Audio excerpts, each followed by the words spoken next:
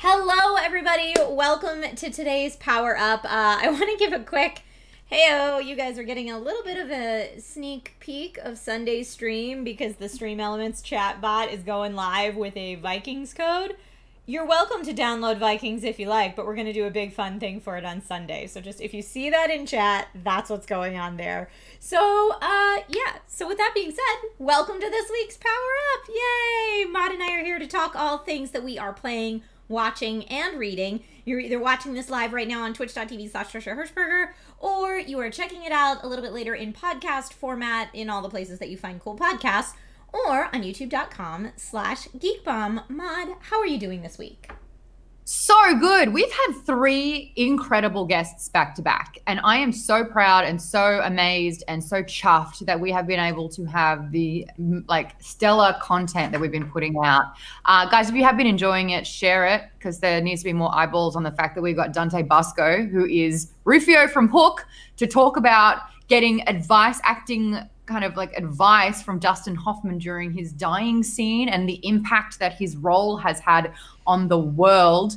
We also spoke to Troy Baker about the character and the a lot of the behind the scenes stuff of The Last of Us 2, which was fantastic. So we covered That's Watching, and we covered pretty much playing with that. And then Deborah Ann Wall, who you guys know from True Blood and Daredevil, she spoke to us about her power and was super vulnerable and amazing and insightful and challenged all of us to do and be better in terms of sustainability. And I noticed not only in the comments but in the Geek Bomb Discord, people are actually saying the things that they have done. Shout out to Thierry, who has recycled furniture. And he redid this amazing old big giant table and made it brand new and looks so great. Anyone who's thrift shopping, shout out to you. Got my reusable water bottle happening. So it's just those little things. But yeah, man, I've learned so much from the last 3 shows. And now you're stuck with us too for this episode. So's about it. But I guess we just get stuck into some news. We got Amy Cassandra Martinez, who's going to talk us through all the news happening for playing and watching and reading. But this is playing. What do we got today? Guys, we have a new look at Miles Morales. Dun, dun, dun, dun. Okay, got carried away there. Yeah, so this year alone, the rest of this year, the rest of 2020, we've got the debut of Marvel's Avengers, which comes out on September 4th. So not too long from now. But we do have Marvel's Spider-Man Miles Morales coming out in Holiday 2020. Coming out of where? The closet? Coming out maybe to a digital streaming service near you. Yes. So this is a separate spin-off of the Insomniacs game 2018's Spidey Adventure. Did you play that? So this was... Who, me? Trish, did you play it? Amy, I know better. Did I play PS4 Spider-Man? I have played PS4 Spider-Man, yes. I did not finish it, though, because I am not normally a PlayStation person, and it was not available on PC. So I played it a little bit for a few shows and networks that I worked on, and it felt awesome. And now that I actually have my PlayStation hooked up to my streaming rig, it's on my, games to revisit list for sure to actually go through and beat the whole thing. I've probably only played about 2 hours of it. Have you played it, Maude? No. I just had no appeal. I can hear my dog snoring. Well, obviously Zelda loves PS4 Spider-Man and all the things we're saying about it right now because she's snoring. Zelda! No, the one thing I would say, though, not only is the game incredibly well written from everything that I've read, it plays so well. Like, when you're web slinging from building to building, it really feels like you are. And I know for me, that was one of the biggest takeaways, having only played the first few hours of it. But I would love to finish it. And I love Miles Morales as a character, so I'm super excited for this spinoff. And this is probably, and chat, correct me if I'm wrong, but this is probably one of the most anticipated PlayStation Next Gen titles, if not, I would say probably the most, definitely one of the most. But yeah, this is huge. So it looks pretty cool. Red fingers though, I don't know if I like that. It's got the red fingers? Yeah. Well, so this is definitely very much of a full arc for Miles Morales. So it's a very much like coming of age kind of a thing. So I'm excited for people to play it. And yeah, I mean, hey, if you guys end up playing it, let us know what you think about it. Yay! Yeah. Trisha, let me know how you rig up a console to stream. I mean, I kind of did it a little bit, but it looked like I looked like a potato, and people are sick of me looking. Do like you have a capture card? That's too much. That is the. That's I'll how you stop do with it. We'll talk about it on Power Down. It's cool. Okay. All right. Well, Okay. thank you, Amy, for telling us what's going off. We'll see you back here in just a little bit. But in the meantime, Maude, what have you been playing? I can't stop playing Witcher. I can't stop. And I know that the last time we did this was 3 weeks ago, and I said I was playing Witcher then. Mum, not now. Do I get Mum on here? Hello, Mother. Mum. Speakerphone. Hi. What's up? How are you? Where are you? Well, I'm currently recording a live show, so say hi to everyone. Okay. Maybe I'll call you back. Bye. Bye. My mum hates being on camera. She Your hates mom? everything. Your mom is Doesn't so want much nicer than my mom. My mom hates being on camera too. And if I was like, you're live on a show, she would have just hung up. There wouldn't have been any other. She's like, okay, bye. I'm like, yeah. And my phone's lighting up because my brother actually has been playing the Hogwarts battle that we spoke about last week. Remember how I got it for his birthday? We got the whole family together and played it. And some of the photos are really, really sweet. I'll pop them on the Discord under the show discussions. But back to Witcher and Geralt's Butte. I have been playing this game every single night. I'm talking like I'll clock off work at 4 o'clock, start at 4:30, we'll go to midnight every single night this week. That's a lot of Witcher, but I get it. I can't, and I'm doing, I think I'm going to complete, it's close to complete. Like that, my mindset. There are no unexplored areas that I will not keep unexplored. I explore them. Got it. Yeah, I'm really into it. And I tried, and I was like, God, what else am I playing? And I'm still playing Pokemon Go, as we all know. It is my morning ritual that I unlock a few things and I walk some eggs to hatching. Dude, and I catch them. I cannot believe you're still playing Pokemon Go. Cannot believe you're still playing Pokemon Go. And no, it's because you take Zelda on walks every morning, right? That's it. And I've got quite a few gyms around me. So I like to think I'm staking out my area. And there's a few like nemesis happening because, you know, I'll put a Snorlax in the gym that's like, you know, 80 steps that way. Okay. And then it's like, oh, someone kicked me out. And I'm like, I'm going to find this person. And I'm going to like circle the area and see who else is like, Maude, Garrett. And so we'll start a war, like turf wars over Pokemon Go. So, I'm so lonely, guys. well, it's been a long lockdown. So I started playing Wizards United, the Harry Potter skin of Pokemon Go.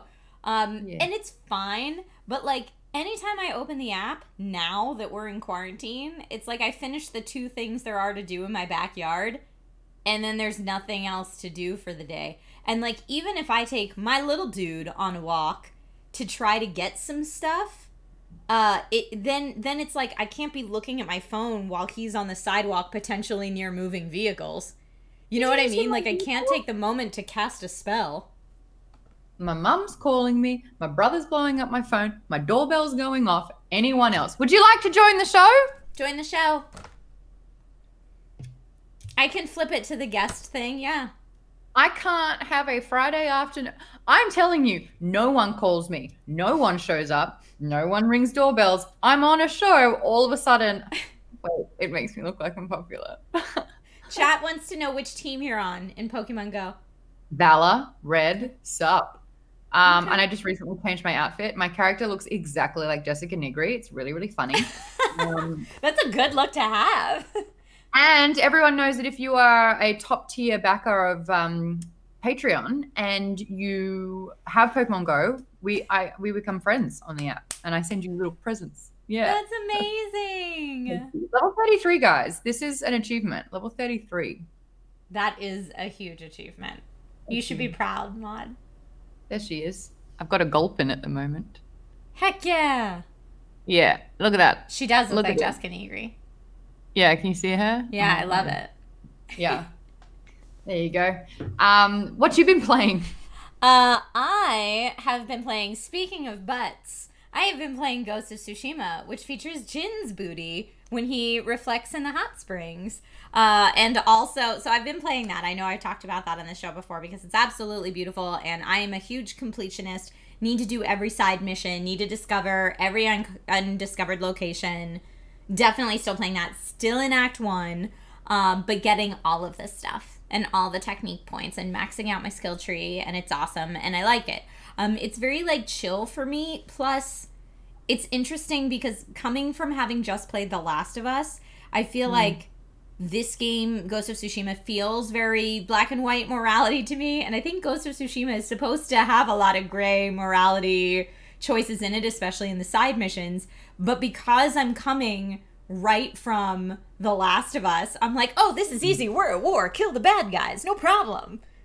And I don't know that that would be my mindset if I didn't just finish The Last of Us 2, where every kill you're like, I'm so sorry, I'm so sorry. All right. I wish I didn't have to do that. You made me, I'm sorry. Which is how I got through The Last of Us 2. And then conversely, in Ghost of Tsushima, I look like a monster because I'm like, hey, get them all.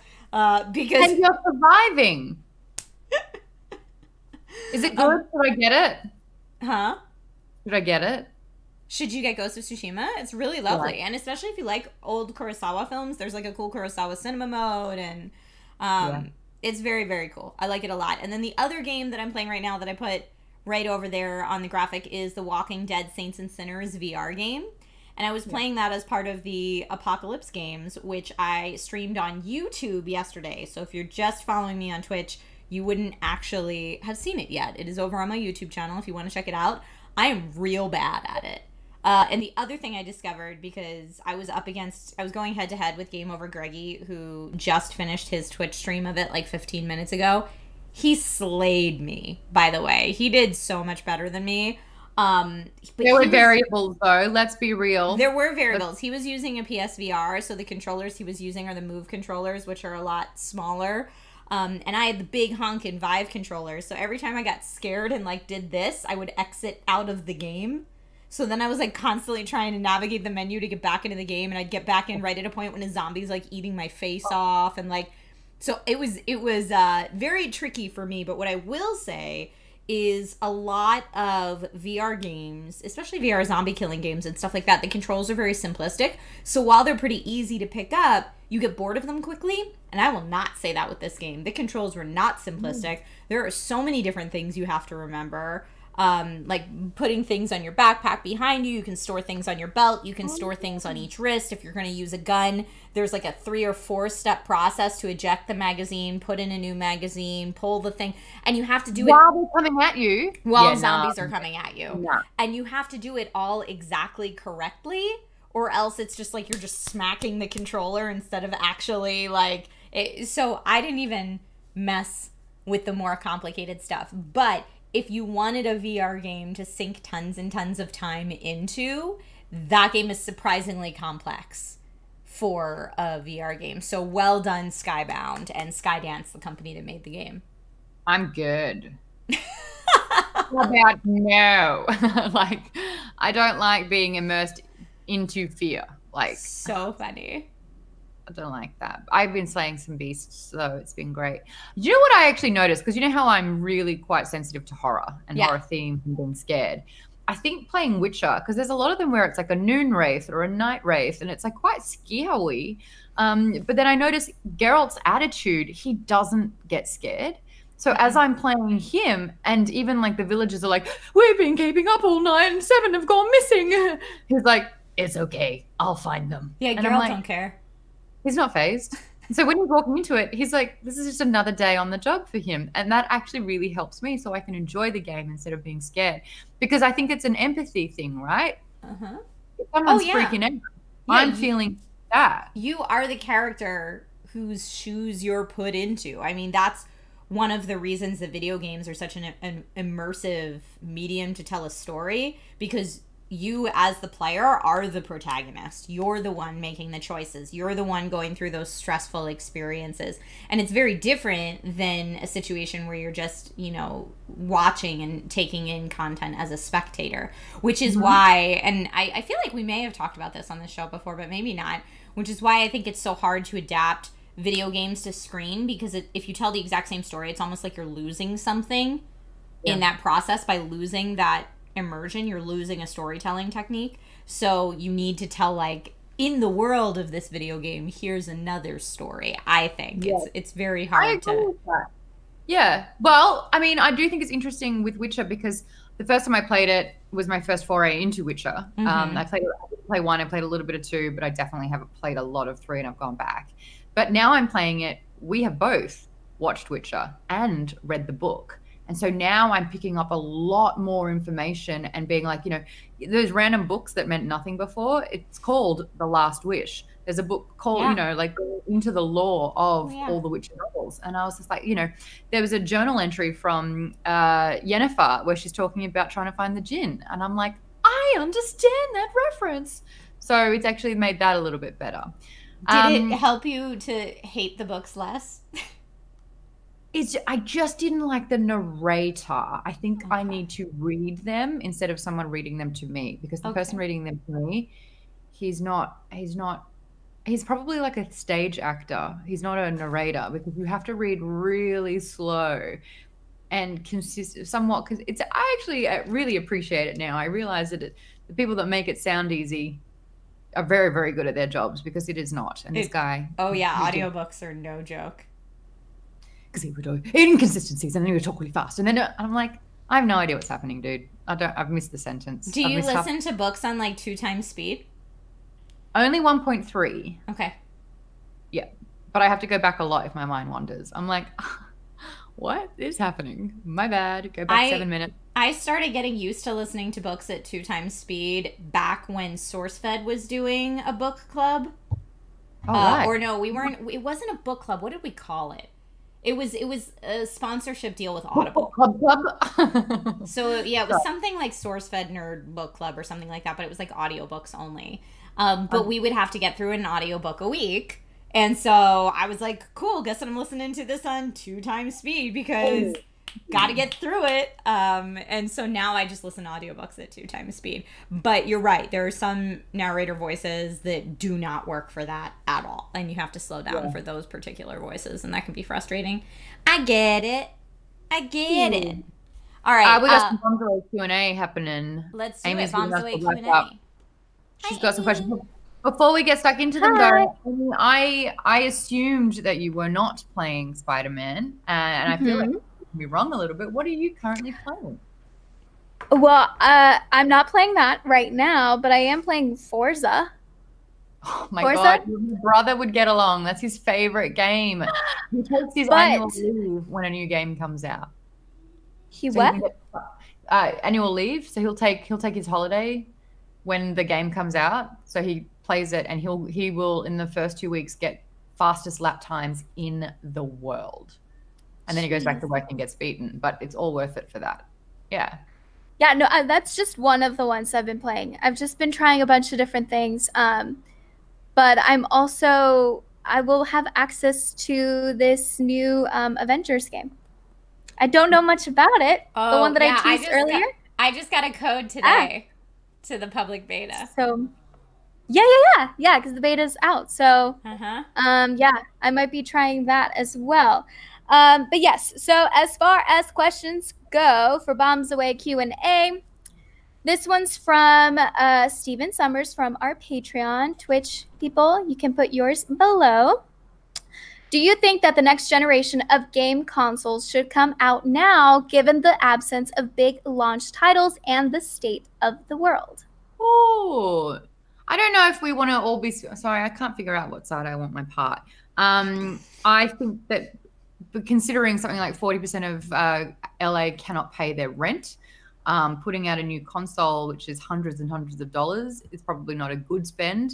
But for people that do have that money, it is a good investment. I think the fact that Animal Crossing released their game early was the reason why it outsold their anticipated numbers completely. because it was the perfect game for quarantine. I still have, I mean, I'm going back to games that I've already played already, and it's still a great time. So I don't know if we necessarily need a new game. Like, I'm happy to go back with what I already have without spending money, but I've got all the time to play it. Trish?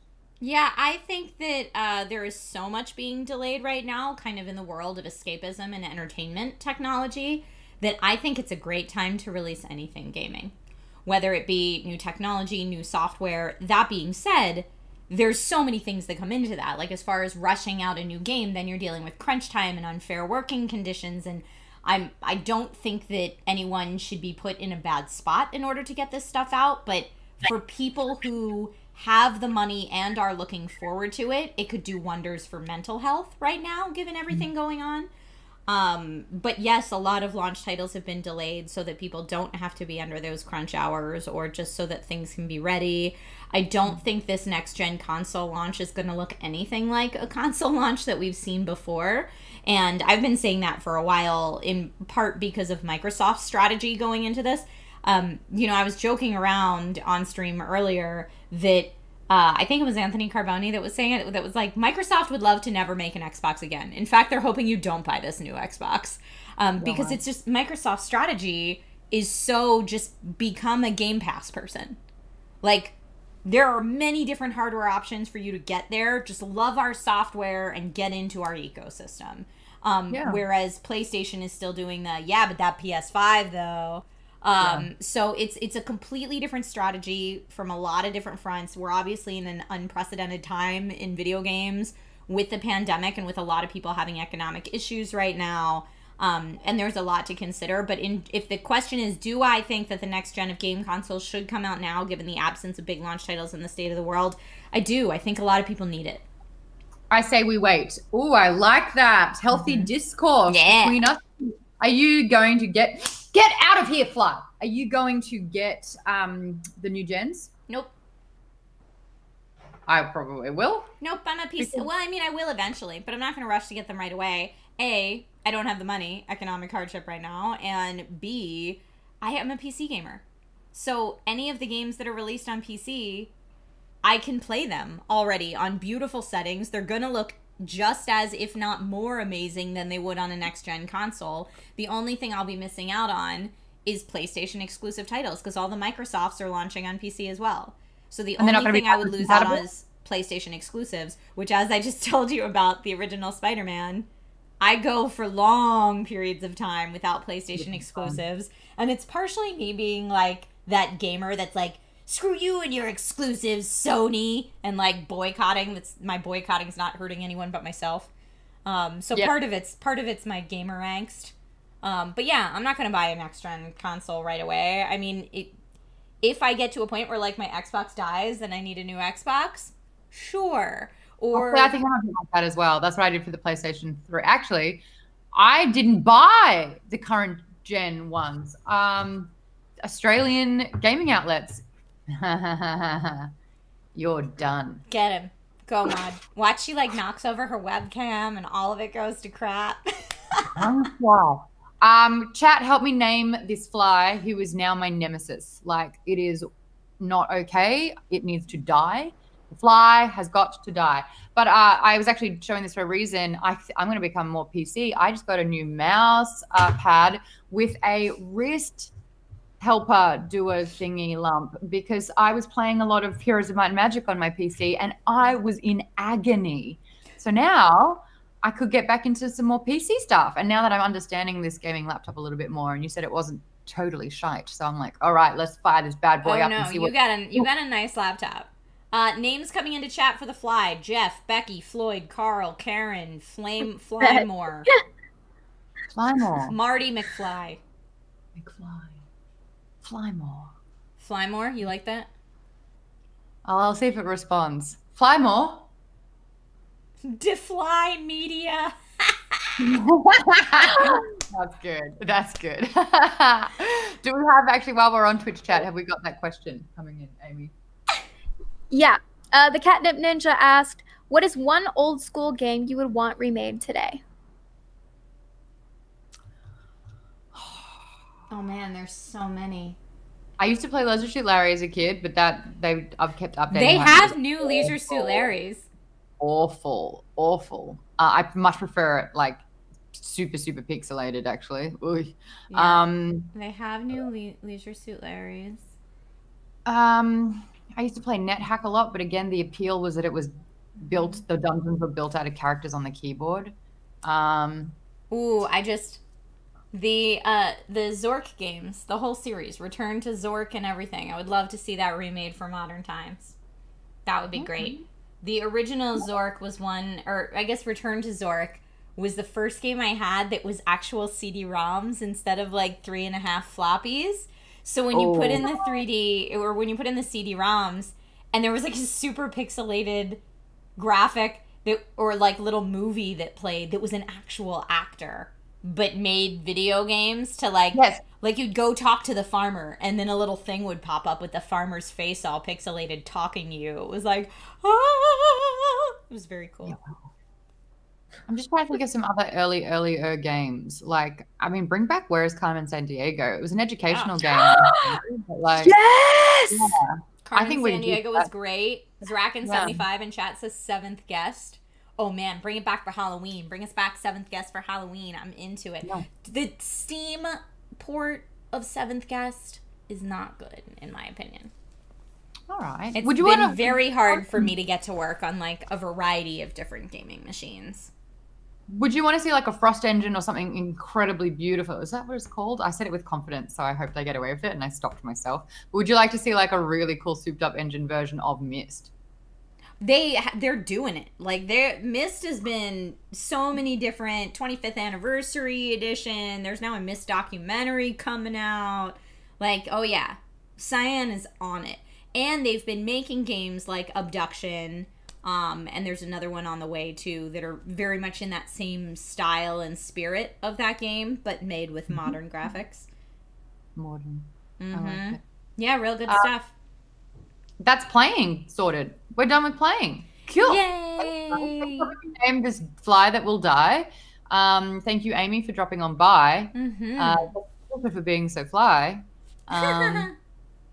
What else? Come on. Thank you, Maude. You got one more. I'll roll this die. Wait, is that like the big polyhedral foam dice? No, is it? Yes. The ones that you get off Amazon? I don't know. I don't know how I got that one. I don't know. Because I bought a whole set of those for Logan as a baby. I may have gotten that from SourceFed. Ha! Whoops. Dun, dun, dun, dun. I took that. I stole it. It's mine now. Thank you. Okay, well, thank you for watching Playing, everybody.